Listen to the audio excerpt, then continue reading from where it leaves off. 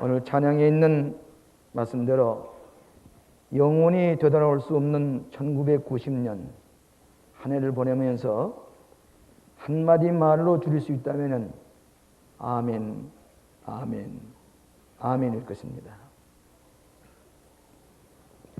우리가 연초에 여러 가지 계획을 세우고 소원 기도를 드린 대로 하나님께서 우리에게 응답해 주시고 몇 시간 남지 아니하는 한 해를 예배드림으로 마무리할 수 있도록 우리에게 은혜를 베풀어 주신 데 대해서 먼저 하나님 앞에 감사하고, 우리의 게으름과 우리의 나태와 무책임 때문에 우리가 충실한 결실을 얻지 못했다면 이제 우리는 더 후회할 필요가 없습니다.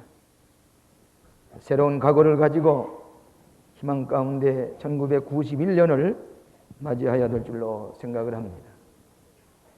유명한 오케스트라의 지휘자가, 나이 많은 지휘자가 지휘를 하고 돌아설 때에 기자들이 따라 나서서 묻는 말이 도대체 당신의 나이가 몇입니까? 물었습니다. 그때 이 노 지휘자는 나에게는 연세가 없어, 나에게는 연세를 묻지 마시오. 이 노 지휘자는 언제나 젊음과 패기로 살아갔던 모습, 세월로 계산할 수 없는 인생을 말했다고 하는 것을 알 수가 있습니다. 근데 우리나라 사람들은 대부분이 나이에 대해서 큰 관심을 가지고 있습니다. 별 한일 없이 큰 보람이 없이 살아가는 인생도 나이가 한 살만 더 많이 먹으면 형님의 대접을 받으려고 하고, 나이 어린 사람을 없이 여기려고 하려고 하는 봉건주의적인 그런 생각을 가지고 있는데, 이것은 우리가 다 청산해야 될 문제라고 생각을 하는 것입니다. 전도서에 보면 하나님께서 이 때는 하나님께서 주신 것이고 하나님이 지배하신 것이다. 사람이 어떻게 변경시킬 수 없는 때, 전적으로 하나님의 섭리 가운데 살아가야 할 인생, 이 생명을 하나님의 선물로 받아서 하나님의 뜻에 순종하며 살아가는 시간관념을 오늘 본문에 솔로몬 왕을 통해서 우리에게 말씀해 주셨습니다. 엄격한 의미에서 영생 속에 살아가는 우리 인간들은 이 세상의 시간관념에 지배를 받을 수가 없습니다. 늙어질 수도 없습니다. 언제나 하나님 안에서는 새로워지고 젊어지기 때문입니다. 제가 종종 미국에 가서 많은 목사님들 접촉해 보면은 목사님의 대화 가운데 흔히 내가 얼마 안 있으면 은퇴를 할 것인데, 은퇴를 하게 되면 얼마의 연금을 가지고 좀 좋은 경치를 구경하며 다니며 여행을 할 것이고, 일기가 좋고 환경이 좋은 곳에 정착을 해서 여생을 보낼 것입니다. 그런 얘기를 거의 듣습니다. 나는 그럴 때마다 그분이 은퇴할 날짜만 기다리고 빨리 늙기를 기다린 데 비해서 오늘 내가 무엇을 할 것이고 창조적으로 무엇을 하면서 살아갈 것이냐는 오늘에 대한 문제의식이 없는 그런 분들을 보게 될 때에 퍽 실망을 할 때가 많이 있습니다. 오늘은 나이 들어서 은퇴할 날짜를 바라보고 그때 가면 쉬면서 무슨 여행이나 다니는 그것이 아니라, 오늘 내가 비록 나이가 들었다고 할지라도 오늘 내가 무엇을 하면서 살아갈 것이냐는 문제의식을 가지고 사는 것이 그리스도인이라고 볼 수가 있는 것입니다. 여러분, 모세는 120세가 되었습니다. 모세처럼 큰일 아닌 사람이 없습니다. 이스라엘 백성을 해방을 시켰습니다. 가나안 땅으로 인도했습니다. 120세가 되었을 때에 그의 눈이 흐리지 아니했고 기력이 쇠하지 아니했다고, 120세에 이 모세의 고백을 듣고 보면은, 일에 도취해서 사는 사람, 일을 성취해 사는 사람은 120세가 되어도 눈이 어둡지 아니하고 기력이 쇠하지 아니했다 그랬습니다. 유명한 조각가 미켈란젤로는 89살에 훌륭한 조각을 만들어냈습니다. 유명한 시인 구에테는 82살에 파우스트라고 하는 유명한 작품을 썼습니다. 유명한 시인은 롱펠로는 70세에 불후의 명작의 시를 썼습니다. 윈스턴 처칠과 같은 사람은 65세까지는 가치 없는 일에는 신경을 쓰지 않았다고 그랬습니다. 노 조각가에게 당신의 훌륭한 제일 좋은 조각이 어디에 있습니까? 물었을 때에 그것은 아직 조각하지 않아서 다음 것이 제일 좋은 조각품이 될 것이라고 얘기를 했다고 합니다. 나이 드는 것은 내 느낌과 생각 때문에 나이가 들어지는 것입니다. 그런 까닭에 성서는 나이에 관계없이 인생을 논하고 있습니다. 야곱과 같은 사람은 형의 이 장자의 기업을 누리는데 동생이 형의 기업을 누리면서 장자의 고난을 가지고서 이스라엘의 축복을 받았습니다. 요셉은 보잘것없는 저 어린 소년이 형들을 다 제치고 훌륭한 인물이 됐습니다. 디모데와 같은 사람은 사도 바울이 말하기를 내가 어림으로 내가 연소함으로 남에게 없이 여김을 받지 마라. 성 그리스도 안에서는 연령이라고 하는 것은 세월에 따라서 헤아리는 것이 아니라고 하는 것을 우리에게 말씀해 주고 있습니다. 이사야서 40장 31절에 보면 여호와를 앙마하는 자는 샘으로 들이니 독수리 날개침이 올라갈 것이요 다른 박지라도 피곤치 아니하겠고 걸어가도 피곤치 아니하리라. 곤비치 아니하리라. 여호와를 앙마하는 자에게는 피곤치 아니하는 영원 속에 있는 무한히 젊어지는 새로운 패기와 용기를 말씀하면서 영적 생활에는 세월로 계산할 수 없는 인생을 말씀해 주고 있습니다. 오늘 사랑하시는 여러분, 한 해가 지나갈 때에 내가 벌써 몇 살이 되었는데 우리 아버지는 몇 살에 세상을 떠났는데 내가 죽을 날이 가까워 있구나. 자기의 연세를 따지면서 생각할 것이 아니라 여러분의 인생은 세월로 계산할 수 없는 인생을 살아가고 있다고 하는 이 성경 말씀을 깨달아야 될 것입니다. 첫째로는 수고하며 사는 인생은 세월로 해야 할 수 없는 인생입니다. 수고, 하나님이 인생에게 노고를 주사 애쓰게 하신 것을 내가 보았노라. 13절에 보면 사람마다 먹고 마시는 것과 수고함으로 낙을 누리는 것이 하나님의 선민을 또한 하라노라. 여러분, 지난 한 해도 많은 고생도 하셨겠습니다. 수고되었습니다. 여러분, 의미 없는 수고가 없습니다. 인생에게는요, 병상에 누워서도 의미가 있습니다. 신앙 가운데 사는 사람은 아무리 고생을 해도 그 고생에는 의미가 있고 고생의 씨앗을 심은 대로 낙을 거둘 수 있는 보람 있는 인생, 수고 때문에 우리는 지혜가 자라고 수고 때문에 인내가 생기고 용기를 얻게 되는 것입니다.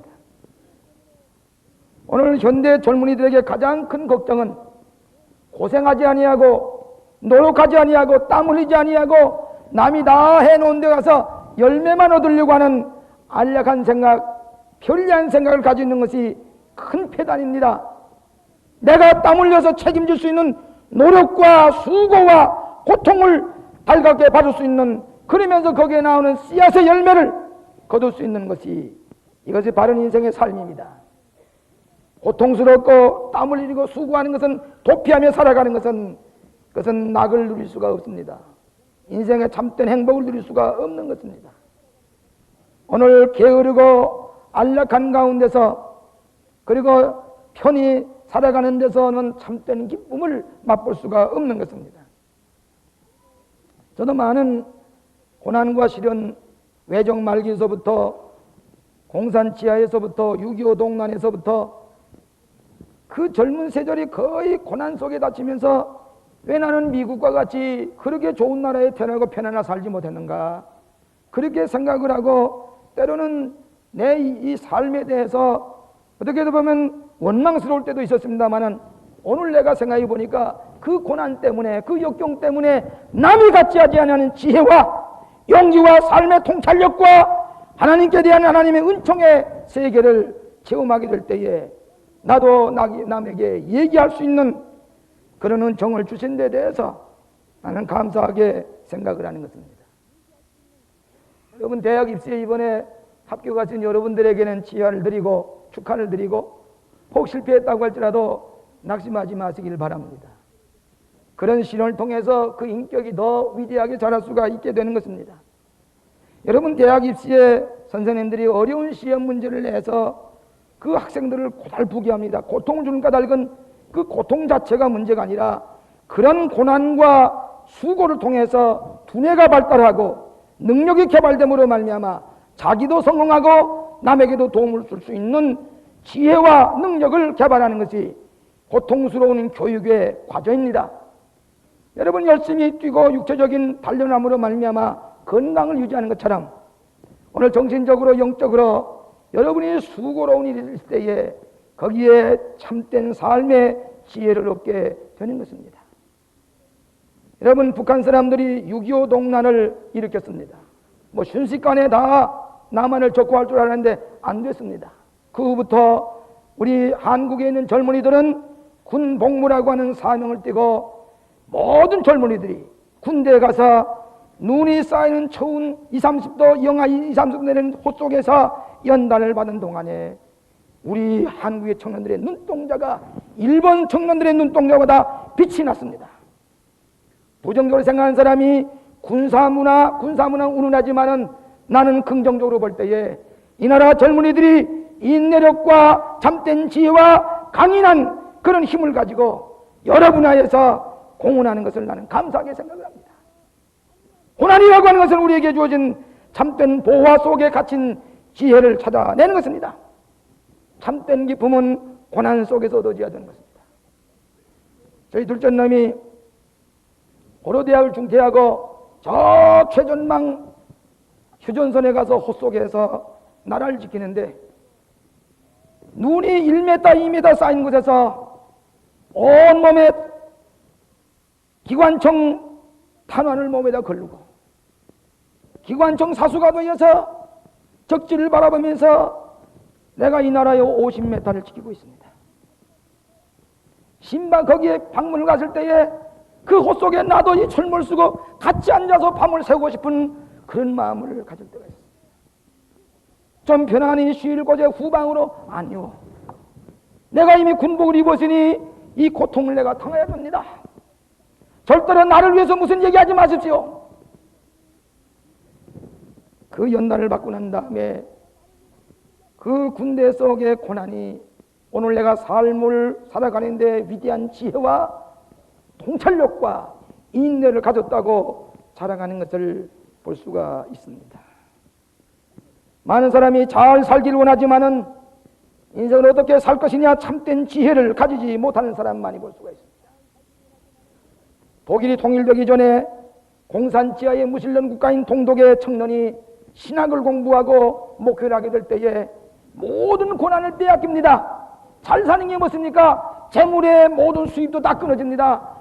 고난과 무시와 멸시 속에 살면서도 이것이 내가 사는 길이라고 공산 지하에서 고생과 수고를 받아들이면서 영생을 향해서 인생의 참된 지혜를 가지며 살아가는 고백을 들은 적이 있습니다.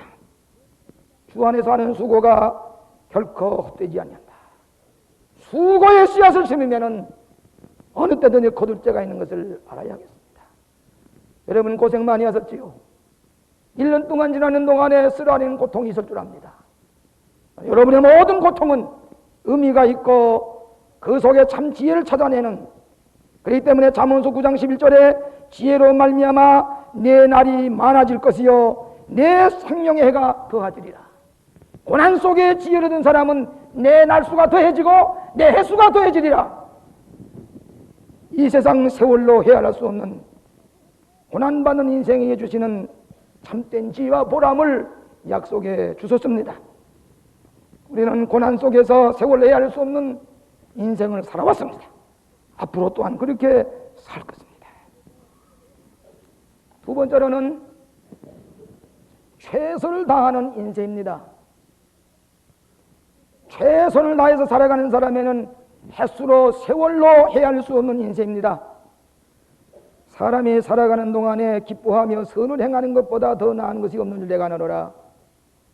여러분 성서를 보나 역사의 위대한 인물을 보게 되면은 똑같은 연수를 살았다고 할지라도 그 사람은 매해 매 시간을 최선을 다해서 살아봤기 때문에 많은 사람에게 영향을 끼치는 그 인생, 세월로 헤아릴 수 없는 삶을 살아가는 것을 알게 됩니다. 그러면 최선을 다해서 사는 삶은 어떤 삶인가? 첫째로는 열심히 사는 것입니다. 부지런히 살아가는 겁니다. 다시 돌아올 수 있는 시간, 내가 적극적으로 게으르지 아니하고 이 시간을 삶으로 변화시키면서 최선을 다해서 살아가는 것, 적극적인 삶입니다. 두 번째로 최선의 삶은 창의적으로 살아가는 겁니다. 창조적으로 살아가는 겁니다. 새로운 아이디어를 가지고 살아가는 것입니다. 입체적으로 살아가는 것입니다. 여러분, 우루과이 라운드라고 하는 것이 지금 밀려오고 있습니다. 큰 앞으로의 숙제입니다. 두려워 떨면서 이걸 방어하려고 그걸 방어할 길이 없습니다.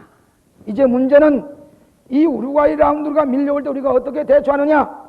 창의적인 방법을 가지고 이걸 능가할 수 있는 아이디어를 찾아내야 됩니다. 미국의 농산물들은 그 평지에서 나오는 이 경작에서 나오는 농산물을 수출하려고 할 때에 우리는 그것은 포기한다고 할지라도 우리 산악지대에 오늘 우리 땅에서 어떤 특수 농작물을 발견하고 아이디어를 가지고 재배하고 생산함으로 말미암아 미국의 농산물이 따라올 수 없는 새로운 아이디어를 가지고 특수 농작물을 해서 외국에 수출해야 될 것입니다. 예를 들어서 우리가 비누 하우스에서 아름다운 꽃을 재배해서 네덜란드에 구라파에 미국으로 일본으로 수출함으로 말미암아 더 많은 수입을 올 수 있다는 얘기를 들었습니다. 오늘 이제 우리는 남을 모방하는 시대는 지났습니다. 최선의 삶은 창조적으로 아이들을 캐내서 살아갈 때에 남에게 뒤떨어지지 아니하는 창조적인 삶을 살아가는 것입니다. 세 번째로는 작은 일에 충성을 다하는 것이 최선을 다해서 살아가는 사람입니다. 오늘 우리는 작은 일을 무시할 때가 많이 있는데 성서에 보면 작은 일에 충성된 자가 큰 일을 맡기노라 그랬습니다. 한 번은 찰스 다윈이 지렁이를 연구하다 보니까 지렁이가 1년 동안에 흙을 얼마나 운반해 가느냐 하는 걸 자세히 연구해 보니까 저 지렁이가 1년 동안에 흙을 18톤을 운송해 가는 것을 발견했습니다. 보잘것없는 지렁이가 1년 동안에 흙을 18톤을 운반해 가는 것을 보고 이 찰스 다윈은 생물학적으로 큰 힌트를 얻었다고 합니다. 보잘것없는 지렁이가 1년 동안에 18만 톤을 움직였다 할 것 같으면 오늘 우리에게 가져가는 위대한 가능성을 가지고 무엇인가 성취해 나가는 최선의 삶이 있어야 될 것입니다. 아브라함 모슬로라고 하는 심리학자는 사람이 어떤 특별한 작은 일에 개혁이나 향상을 이루었을 때에 가장 성취감을 느낀다, 그렇게 얘기를 했습니다. 저는 종종 우리 사람과 이 교회 일을 보다가 어떤 지치고 힘들 때가 있지만은 우리는 최선을 다했습니다. 순수한 신앙으로 비기적으로 하나님의 영광을 위해서, 교인들을 위해서, 이 나라를 구원하기, 이 민족을 구원하는, 영적으로 구원하기 위해서 최선을 다했습니다. 우리 일생 지나간 다음에 남이 100년이 할 수가 없었던, 100년 동안에 할 수가 없었던 일을 우리는 할 수가 있습니다. 뜻을 정하고 목표를 세우고 의지를 가지고 살아갈 때에 최선의 삶을 살아가게 됩니다. 미국 사람 얘기를 들어보니까 10중 8구는 목표 없는 삶, 계획이 없는 삶이 되기 때문에 최선의 삶을 살지 못한다는 얘기를 쓴 것을 보았습니다. 목표를 세운 사람은 최선의 삶을 살아갈 수 있고 성취할 수가 있습니다. 우리나라에 미국에 이민을 많이 가는데 이민 가서 사는 사람들에게 공통적인 목표 하나가 있습니다. 그건 무엇인가 하니 우리가 너무 가난하게 살았기 때문에 돈을 벌자, 부자가 되자, 돈을 벌어라, 어떻게 하니 돈을 벌어라. 돈을 벌자고 하는 것은 목표를 세워가지고 내가 열심히 봅니다. 돈이 버린 목적을 가지고 삽니다마는 그 이상의 목표가 없기 때문에 돈을 벌자고 돈을 벌어서 뭘 할 것인가. 돈은 수백만 벌 살았지만은 돈을 버는 목적만 이루었지 그 이상의 목표가 있기 때문에 돈을 벌고 보니까 몸에 암병에 걸렸습니다. 정신병에 걸렸습니다. 가정이 파괴됐습니다. 이혼을 하게 됐습니다. 자녀들이 불량배가 되어서 집을 떠나갔습니다. 돈은 목표를 세웠지만은 그 삶은 여지없이 파괴되고 멸망을 받게 된 것입니다. 또 한 사람이 있습니다. 이 사람도 역시 미국에 이민 가도 돈을 벌기로 작정을 했습니다. 국민학교밖에 나오지 않았습니다. 물론 우리가 돈 벌 때 돈을 벌어서 뭘 할 것인가, 그 목적이 있었습니다. 내가 국민학교밖에 못 나왔으니 내 자식들에게 교육을 시켜야 되겠다, 훌륭한 인물이 되어야 되겠다, 그 자녀 교육에 일일이 관심을 가지고 투자를 하고 그저 자나깨나 자녀 교육에 투자를 하고 우수한 대학을 나오게 하고 PhD 학위를 하겠습니다. 그것이 이루어졌습니다. 또 하나는 우리가 여기 왔으니 행복하게 살자, 잘 살아보자. 돈을 쌓아두는 게 문제가 아니라 우리 부부간의 의가 상해서는 안 되고, 우리 부부가 행복해야 되니 모텔을 하나 사가지고 제 시간에 조반을 먹고 둘이 앉아서 커피를 마시고는, 둘이 출근하고는 열심히 일하고는 점심을 같이 앉아서 얘기를 하며 점심을 나누고 열심히 일하고 돌아오고, 그런 동안에 재물이 모여지는 것, 이거 가지고 뭘 하느냐. 우리 가정이 파괴는 안 된다, 행복하게 살아야 된다. 그러면서 보람있게 살기 위해서 노인들이 20명에게 생활비를 대줍니다. 고아원을, 양로원을 차린 게 아니라 그들에게 20명의 생활비를 매매 대주고 학생의 장학금을 주고, 그리고 자녀들과 자연을 잘 믿는 며느리가 들어왔습니다. 사위가 들어왔습니다. 그때는 이들은 너무너무 감사한데, 이 쌓아놓은 돈은 없지만은 이것을 보람있게 쓰는데 너무너무 행복하고 감사하니까 예배당에 나가서 영적인 축복을 감사하며 하나님 앞에 신앙생활로 보람을 느끼며 살아간다고 하는 것. 돈은 똑같이 버는 목적이 있지만은 다릅니다. 이 가정은 구원을 받았습니다. 돈을 어떻게 쓸 것이냐는 분명한 계획이 있었기 때문입니다. 오늘 사랑하신 여러분, 이 땅에 사는 사람들이 오늘 돈을 버는 건 문제지만은 내 삶을 어떻게 기름지게 하고 보람있게 살고 최선을 다해서 사는 삶, 세월로 헤아릴 수 없는 풍요로운 인생을 사는 지혜를 우리가 얻어야 될 것입니다. 마지막으로 믿음으로 사는 인생은 세월로 헤아릴 수 없는 인생을 살아가는 것입니다. 여기 11절에 말씀하시기를 사람의 영혼을 사모하는 마음을 주셨나니라. 그런 하나님의 하시는 시정을 사람으로 측량할 수 없나니라. 이 신앙생활은 영적인 삶입니다. 영혼 속에 살아가는 사람은 영혼 속의 시간이라는 것은 그렇게 의미가 없습니다. 그렇기 때문에 신앙이라고 하는 것은 우리는 영혼 속에, 하나님의 영혼 속에 살아가는 그 삶이기 때문에 세월로 계산할 수 없는 인생을 살아가는 것입니다. 이사야서 40장 29절에 피곤한 자에게는 능력을 주시어 무능한 자에게는 힘을 더하시나니 손을이라도 피곤하며 곤비하여 장정이라도 넘어지고 자빠지되 오직 여호와를 앙모하는 자는 새 힘을 얻으리라. 여러분, 믿음을 가지고 사는 사람은 언제나 젊습니다. 피곤하고 지친 사람 어떤 사람인지 아십니까? 나이 많이 들어보는 사람은 첫인상에 의심이 많고 부정적이고 그리고 불안하고 두려움 가운데 사는 사람은 자기의 연령에 비해서 훨씬 많은 나이를 먹은 것까지 보여줍니다. 아주 늙어 보입니다. 남에게 피곤한 인상을 줘요. 왜 그런 건 그의 마음에 부정적인 생각, 의심과 두려움과 불안과 회의 가운데 살기 때문입니다. 그러나 믿음을 가지고 사는, 영혼 속에 사는 사람은 언제나 젊어 보입니다. 혹 5년, 10년 더 젊어 보입니다. 영혼 속에 있는 내 시간은 세월로 계산할 수 없는 풍요로운 삶을 살기 때문입니다. 그렇기 때문에 덴마크의 철학자 킬케고르는 신앙은 곧 새롭게 시작하는 것이다. 믿음이라고 하는 언제나 새롭게 시작하는 삶이라고 그랬고, 니고데모에게 예수님께서 거듭나라고 하는 말은 새롭게 태어나서 새롭게 살아가라고 하는 거듭남의 진리를 말씀을 하신 것입니다. 여러분이 신앙이 없는 사람에게는 몇 가지 잘못된 일이 생기기 쉬운데, 목표가 뚜렷지 않고 신앙의 대상이 없는 사람은 첫째로 아무 길로나 가게 됩니다. 목표가 뚜렷지 않으면 누구에서 유혹을 하면은 그 감정 유혹에 따라서 한참 가다 보니까 시행착오가 돼서 다시 돌아와서 일생을 아무런 목표 없이 아무 길이나 왔다 갔다 하다가 인생을 마칩니다. 그 다음에 두 번째로 신앙의 대상 없는 사람은 일에 성취감이 없습니다. 뭘 이거 해놓았구나. 금년도에도 우리는 교회에 자리가 중치기도 였고 복지타운에 양로원과 호스피스가 완공이 됐습니다. 이제 봉헌식난만 기다리고 있습니다. 성취됐습니다. 나라도 할 수 없는 것 정부도 할 수 없는 우리가 했습니다. 신앙이 있기 때문입니다.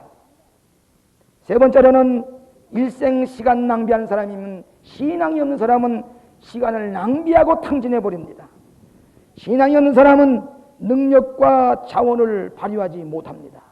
무한한 나에게는 능력과 자원을 신앙의 표대가 없기 때문에 개발하지 못하고 다 파묻어 둔 채 일생 동안 한 번도 써보지 못하고 쓰러지고 말고 죽어지고 말았습니다. 그렇기 때문에 오늘 젊어서 일찍부터 신앙의 표대를 세운 사람은 이런 능력을 발휘하기 때문에 세월로 계산할 수 없는 풍요로운 인생을 살아가게 하는 것입니다.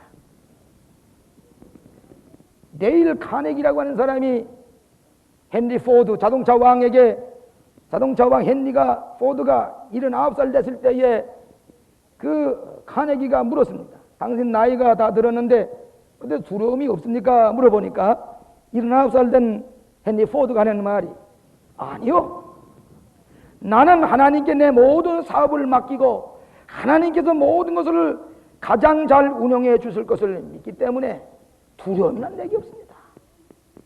나이 많은 포드가 하나님께 전적으로 신뢰하는 신앙 고백을 들을 수가 있습니다. 이것이 영혼 속에 사는 세월로 계산할 수 없는 풍요로운 인생의 고백이라고 생각을 하는 것입니다. 최근에 우리 교회 실업인에게 이런 얘기를 들었습니다. 기독 실업인들이 모여서 중대한 일을 결정을 했는데 그건 다른 게 아니라 우리의 기독 실업인들은 우리의 유산을 절대로 자식에게 유산을 남겨놓지 않는다. 절대로 우리의 자식에게는 우리의 유산을 남겨주지 아니하고 우리가 죽을 때는 이것을 자선사업과 교육사업과 교회 선교사업에 몽땅 바치고 내 자식들에게는 공부하리 많지만 도외투해주고는 절대로 유산을 주지 않는다고 사인이라고 서약을 썼다고 합니다. 그부터 달라진 사실은 이 자녀들의 태도가 달라지기 시작했습니다. 나는 유산을 한 푼도 부모에게 줄 수가 없으니 내가 힘써야 되겠다. 자식들부터 달라지기 시작하는데 살 길이 보여지고 소망이 보여진다는 얘기입니다. 여러분 보십시오. 우리의 부모님의 재산을 믿고 마약을 하고 방탕을 하고 노름을 하고 창녀와 같이 지나면서 나라를 훔쳐버리는 것, 일하지 않으면 먹고 사는 것, 나라를 망치는 것, 유산 때문입니다. 오늘 우리 기독교인은 영혼 속에 내가 땀 흘려 우리하는 영혼 속에 희사하고 영혼 속에 바치고 자식들은 자식대로 땀 흘려 수고하여 얻는 재물을 가지고 살도록 하는 것이 기독교인의 재물관이라고 생각을 합니다. 세계를 위해서, 어려운 사람을 위해서, 하나님의 나라를 위해서 바치고 사는 것, 바른 신앙의 태도인 줄로 믿습니다. 용서하시길 바랍니다. 지난 주간 12월 25일에 동아일보에 인간 승리난의 한면 전면이 칼라로 저희 어머님과 저희 가정에 대한 소개가 났습니다. 동아일보 당사에게 감사를 드립니다. 거기에 보면은 지금까지 기자의 말이 동아일보에서 종교적으로 이 전 지면을 칼라로 화려해서 실은 적이 없었다고 합니다. 동아일보 역사상에 거기에 저 어머님에 대한 기사가 실리기 시작했습니다. 제1회 세계 성령 봉사상을 탄 자식 넷을 목사로 만든 믿음의 어머니 이순도 전도사, 그러면서 실렸는데 85살이 된 저희 어머님입니다. 우리 어머니는 별로 배운 일도 없습니다. 그럼에도 불구하고 거기에 기록된 것은 자식들에게 한번 돈 벌려라, 공부 많이 하라, 그런 얘기 한마디 하지 아니하고 하나님을 바로 섬겨야 된다고 가르쳤던 어머님의 기사로 가득 찼습니다. 전년에 실었습니다. 오늘 말씀드린 수고로운 인생, 최선을 다해 살아오신 저희 어머니, 믿음으로 살아오신 일생을 하나님의 뜻대로 살아오신 예수님, 우리 어머님, 동아일보의 인간 승리의 난에 기록된 것을 볼 수가 있습니다. 사랑하신 여러분, 세월로 계산할 수 없는 위대한 인생, 후회 없이 살아가는 복된 인생, 1990년 다시 되돌아올 수 없습니다. 새해를 소망 가운데 맞이하시는 세월로 계산할 수 없는 풍요로운 삶을 살아가시는 여러분 되시기를 주의 이름으로 축원합니다. 오 자비하신 아버지 하나님, 어려웠던 한 해였습니다. 그러나 하나님께서는 은총으로 저희들을 보호하셔서 마지막 주일 겸허한 마음으로 감사한 마음으로 예배를 드리게 해주셨사오니 감사합니다. 세월로 계산할 수 없는 풍요로운 인생, 영원과 함께 살아가는 우리 모든 광림교회 성도들에게 1990년에 축복하신 것처럼 새해도 소망 가운데 맞이하고 큰 계획을 세우며 맞이하는 우리 모든 성도들에게 넘친 하나님의 은총으로 축복하여 주시옵소서. 예수님 이름으로 기도합니다.